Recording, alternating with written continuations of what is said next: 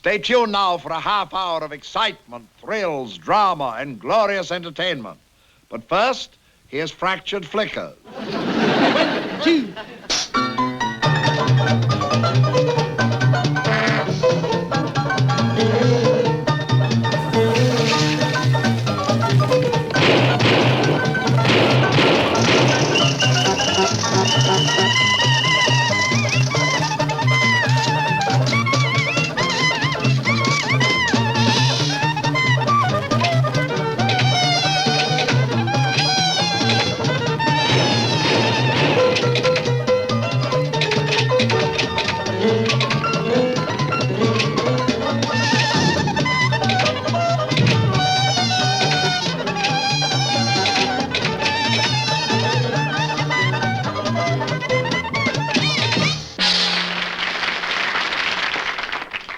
Good evening. Hans Conried here.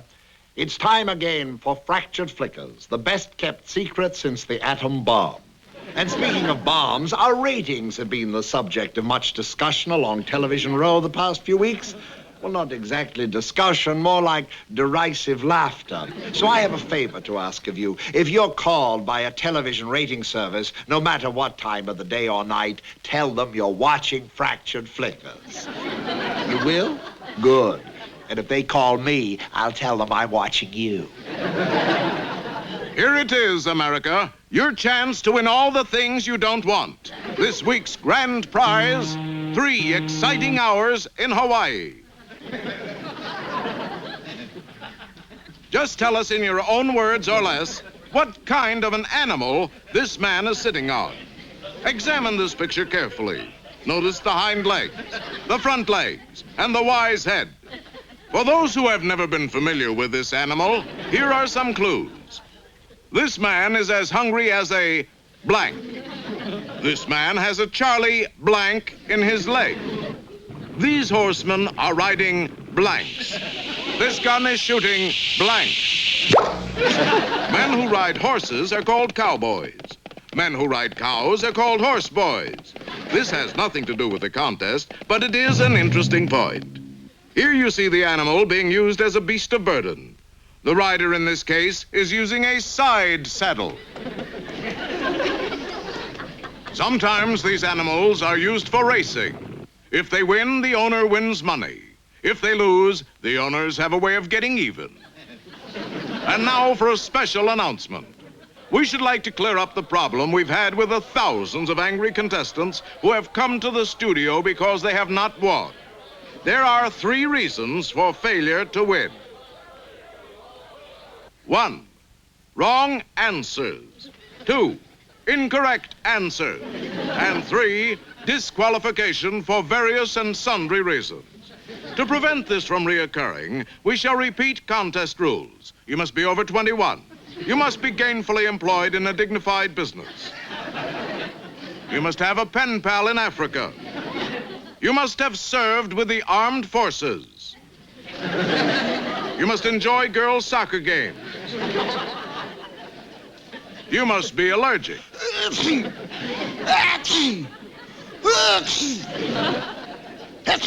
So must your dog. And you must be a member of the UN.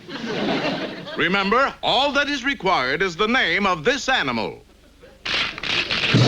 Follow these instructions carefully. Go to the nearest library, select a book on horses, write down your answer and send it to us by train, plane, dog, bird, or by bear. Just make sure we get it. And now for the prizes to last week's winners. These beauties went to Peanuts Lowry. To her, a blade. To my neighbors, lots of luck. We didn't give her anything. To this man, a new frying pan. To Test Pilot Atkins, condolences. To jockey Ace Carrol, shorter reins. A bad reputation to Dr. E.A. Sims. To Mrs. Halverson on your left, a better marriage. To this man, a surprise gift. To H.B., a speedy recovery. And to vacuum cleaner salesman Irv Shoemaker, a new doorbell. And now, for this week's big winner. It is not Bubbles Lamar, shown here with the contest judge. Mrs. Lamar, winner for the last 28 weeks, refused to accept the Hawaiian vacation for two and offered it to someone less fortunate. This is Fred Lamar saying, until next week, aloha nui ukinawa, which means, hurry up, Bubbles, or we'll miss the boat.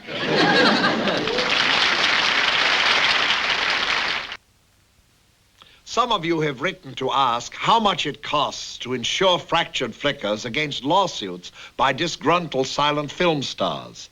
Actually, it doesn't cost us a penny. No insurance company will touch us. According to actuarial tables, we have the same amount of insurability as alligator wrestlers, unexploded bomb removers, and people who give hot foots to Sonny Liston. Attention, girls. Your city needs you now. Be a lady cop. Here at UCLA, that's the University for Cop Ladies of America, are row upon row of ivy-covered buildings devoted exclusively to turning out America's finest police women. And on the lovely UCLA campus is beautiful Finkelberg Memorial Hall, dedicated to those cop ladies who have passed out. On. You'll learn such police techniques as wiretapping. You'll work with highly scientific equipment and modern detection methods, including the sneaky peeky periscope. You'll learn fingerprinting and the more up-to-date and considerably more accurate footprinting. UCLA professors will teach you how to use the remarkable new stetho-otoscope, which locates the criminal, immobilizes the getaway car, and prevents their escape. You'll learn how to talk an assailant into surrender. Our expert motorcyclists will have you driving your very own motorbike in a short time, and you'll thrill to your very first solo run, yet you'll always be a lady. Graduation exercises will be the greatest moment of your life. Here, two graduate cop ladies lead the class in the UCLA cheer. Study hard to get on top, 'cause nobody likes a lousy cop. UCLA! This is followed by the traditional assault on the Dean of Women and the annual graduation riot. But you must act now, girls, to strike a blow for law and order.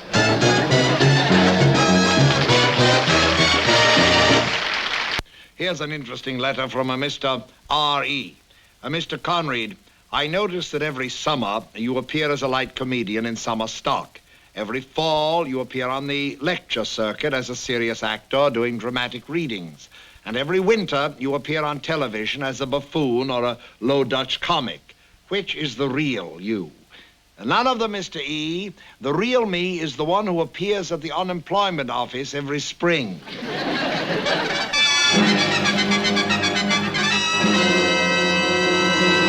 Friends, if you're sick and tired of hitchhiking, if walking's really got you down, then let Bert's put you in the saddle. Bert's Rent-A-Horse presents Hollywood Lowdown.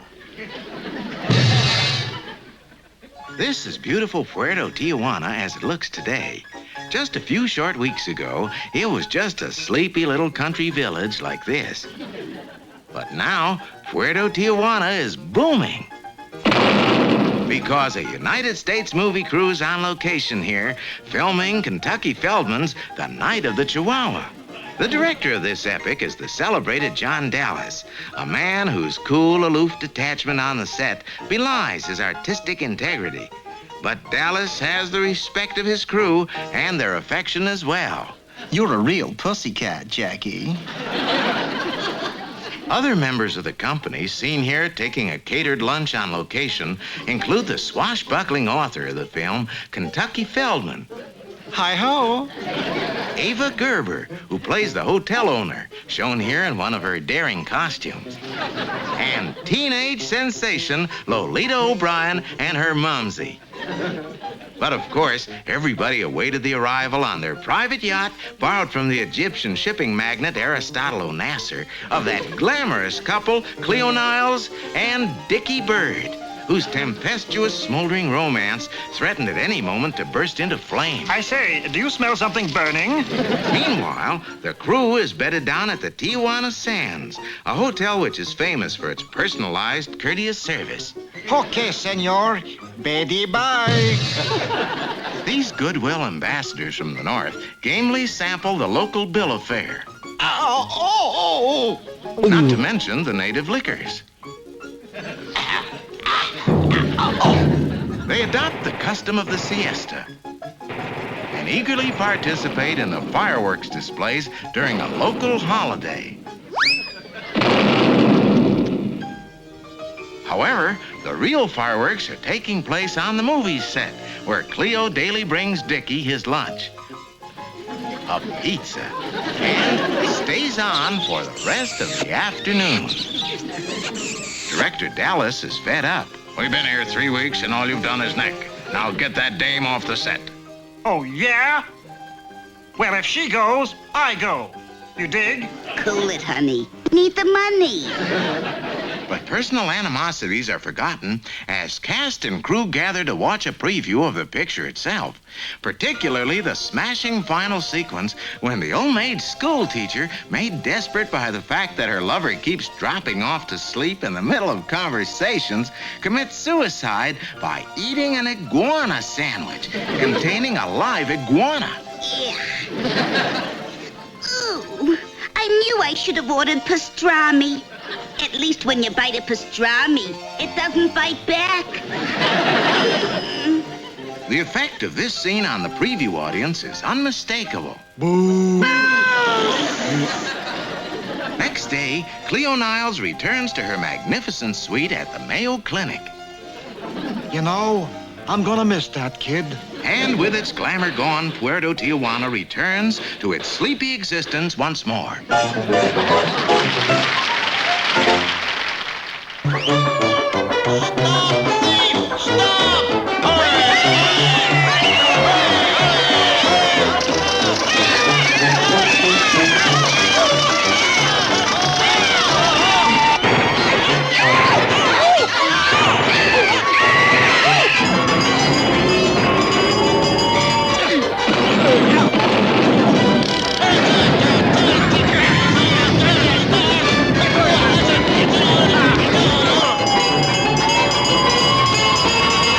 This moment of softness has been brought to you by bee tissues, the only tissue woven in midair by bees and available wherever this sign is displayed.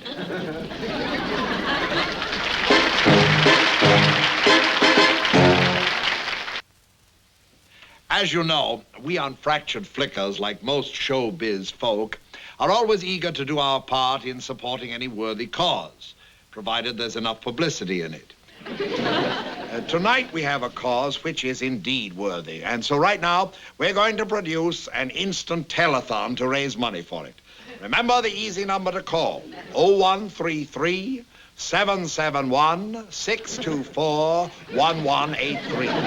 We have a battery of charming young ladies to answer your calls, and here at this moment to help us is our guest for the evening, the very pretty young lady and the very charming comedian, Miss Pat Carrol. Now, remember the number, folks. In New Jersey, it's Bigelow 2, 675... Hold it, Charlie. Call me Hansel. All right, Hansel, then. What is all this, Hansel? I mean, what's the telethon benefit for? Oh, well, it's for the FFDF. It's a very worthy cause. Remember the number, folks? It's The FFDF? the Fractured Flickers Defense Fund. Oh. You see, what with one thing and another, we seem to have accumulated a backlog of lawsuits. And you need money for court costs? No, it's our attorney. He's demanding overtime. I thought as long as you were here... I might as well. My evening shot anyway. Now, Hans, where are all the phones? They're right here. That's it? Mm-hmm. Oh, boy. Well, I take it then that I'm the whole battery of charming young ladies, too.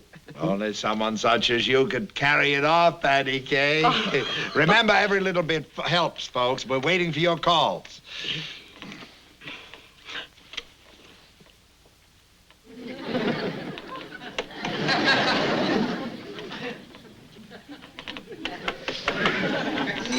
That's me. FFDF, good evening. Do we have a Sarah Jane Talbot here? It's the wrong number. Hang up. Oh, sorry, you have the wrong number. Well, this is... Oh, I do? You know, you sound kind of cute yourself. Please, Pat. Oh, I'm awfully sorry. And don't forget the number, folks. It's 01... FDF, good evening. Yes. How much? We got one. $1,500. $1,500? Well, that doesn't sound like very much. Pat! $3,500? Well, now that sounds a little more like it. Yes, I'll tell him. Well, it's the Bide-A-Wee Mortuary and Funeral Parlor. They'll sell you a cemetery lot for just $3,500. Hang up. It's got a marvelous view. Now, hang up! Bye-bye. Remember the number, folks. It's 0113. What is that number, Pat? I can't see it without my reading glasses. FFDF, good evening. Oh, it's for you. Oh, thank you. Hans Conrad here. Oh. Yes, I might have known. Bye.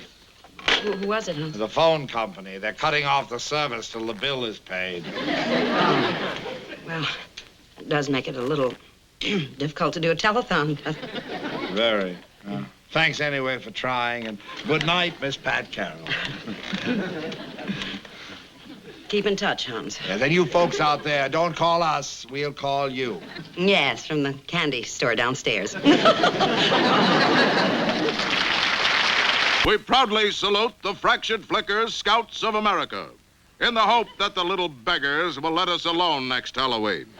The Scouts' ability to light fires from only a single match has long been an American legend. But this is only one of many, many skills. The Scout also has learned firefighting, self-reliance, high aims, and steadiness. Most important of all, today's Scout is a swinger. Get the picture? Year after year, as scouting advances, the Scout oath remains ever true. Number one, a Scout is trustworthy. His friends always know they can count on him. Always. Number two, a Scout is loyal. Loyalty means no matter how many times a Scout may ditch his friend, he always will return. Number three, a Scout is helpful. A Scout will help old ladies down the street. And a Scout will help his local police department by carefully noting the license number of traffic offenders. Number four, a Scout is friendly. He goes around with high-type friends, and he maintains that friendly Scout attitude no matter how hard hit by the adversities of life. No matter what blows fate may send his way. No matter what crushing burden may come down on him. He keeps on smiling. Number five, a Scout is courteous. No matter how many times a Scout may be given something, he says thank you each time in that courteous Southern tradition. Number six, a Scout is kind, and he is particularly kind to animals. Number seven, a scout is obedient. When a scout's father demands that he be obeyed, the scout willingly cooperates. For a scout knows that it is not possible for him to have his cake and eat it too. Number 8, a scout is cheerful. Number 9, a scout is thrifty. He crashes Sunday night church suppers and often kipes enough food to last the entire week. Number 10, a scout is brave. No matter what heights a scout may reach, he never shows fear. Number 11, a scout is clean. Number 12, a scout is reverent. Yes, I said reverent. We salute you, fractured flicker scouts, our hope for the future. As you know, we on Fractured Flickers are constantly striving to be sure that our program reflects the wants and desires of our viewers. For instance, here's a petition signed by a number of you requesting that I do my inimitable rendition of Old Man River. Fortunately, I happen to have brought my music, so, Professor, if you please... Oh? What's this? Oh, it's another shorter petition requesting that I do not sing Old Man River. And it's signed by the sponsor. Well, of course, the sponsor's wishes count for something, but this program is just for you viewers. So just for you fans, I will now sit here and think about singing Old Man River.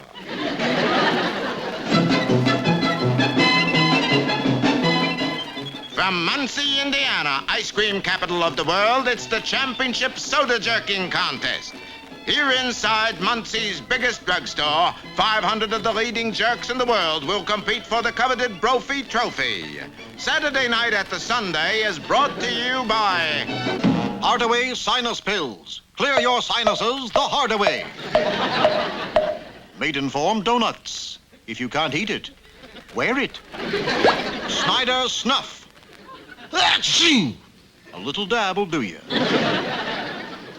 And Boomerang Derbies. They come back on you. This is Rocky Roads again. Hundreds of soda jerks are waiting their turn, but inside, Carl the Spiller Williams is doing his stuff for the judges. Here he is completing the difficult strawberry soda sweater soaker. He submits it to the judge and... Uh-oh, I'm afraid the judge will make him do that one over. While Carl is working on that one, we will return to the studio for this important word from one of our sponsors. Need a change in your smoking taste? Well, here she is to tell you about a real smoking treat, our Marlboro Girl. You get a lot of marbles in the Marlboro. Aggies, cat's eyes, and peewees, too. Yes, here in Marlboro country, only the finest tobaccos are grown and scientifically mixed with marbles in our pee-wee cutting shed. So remember... You get a lot of marbles in the Marlboro. Aggies, cat's eyes, and peewees, too. Marlboros. Rocky Roads again, folks. Carl the Spiller is still displaying his talents to the judges. He will now attempt to do the difficult flip the scoop maneuver. The object is to... Well, that's even a tough one for the pros.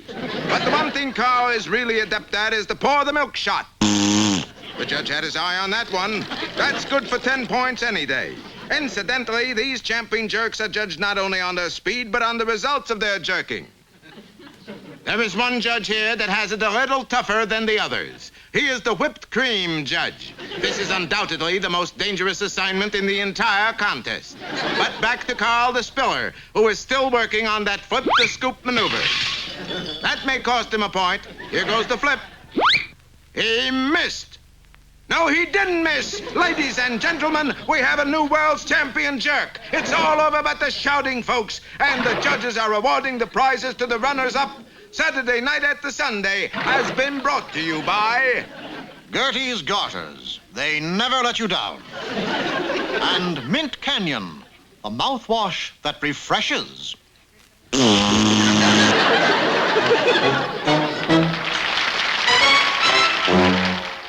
Well, it's time now for me to say au revoir, but unfortunately, I don't speak French. 1, 2.